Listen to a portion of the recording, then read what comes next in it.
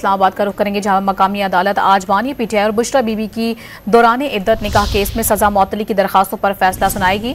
Additional session जज अफजल मजूका ने 25 जून को सजा मुअत्तली की दरखास्तों पर यह फैसला महफूज किया था। फैसला दोपहर 3 बजे के बाद सुनाया जाएगा। इसे बात करेंगे डॉन न्यूज़ के नुमाइंदे उमर मेहताब बनी हमारे साथ मौजूद हैं। उमर, बताया गया इस हवाले से मजीद क्या तफसीलात हैं? 3 बजे फैसला सुनाया जाएगा। जी बिल्कुल, आज दौरान इद्दत निकाह केस में बानी पीटीआई और बुशरा बीबी की सज़ा मुअत्तली की दरख्वास्तों पर फैसला जो है वो सुनाया जाएगा। एडिशनल सेशंस जज अफजल मजूका दिन 3 बजे ये फैसला जो है वो सुनाएंगे। इससे कबल आपको बताएं तो 25 जून को ये फैसला जो है एडिशनल सेशन जज अफजल मजूका की जानिब से महफूज किया गया था।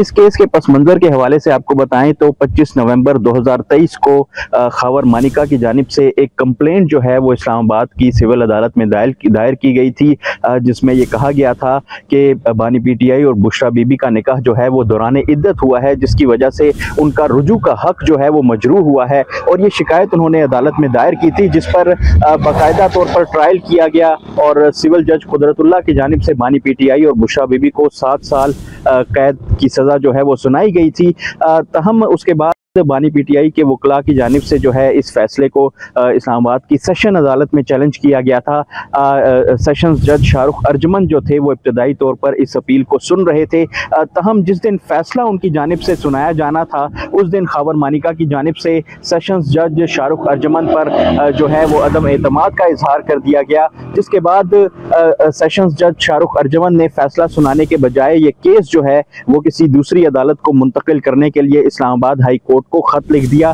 इस्लामाबाद हाई कोर्ट की जानिब से फिर यह केस जो है वो एडिशनल सेशंस जज अफजल मजूका की अदालत में भेजा गया और एडिशनल सेशंस जज अफजल मजूका की जानिब से फैसला जो है वो 25 जून को महफूज किया गया और जो कि आज 27 जून को जो है ये फैसला सुनाया जाएगा। इससे कबल आपको बताएं तो इस्लामाबाद हाई कोर्ट की जानिब से भी सेशन अदालत को ये हुक्म दिया गया था कि सज़ा मुअत्तली की अपीलों पर 10 रोज़ में फैसला जो है वो देने की पाबंद होगी। इसके अलावा जो सज़ा के खिलाफ मरकजी अपीलें हैं उन पर 1 माह में फैसला देने की अदालत जो है वो पाबंद होगी। तो आज ये फैसला जो है वो सुनाया जाएगा।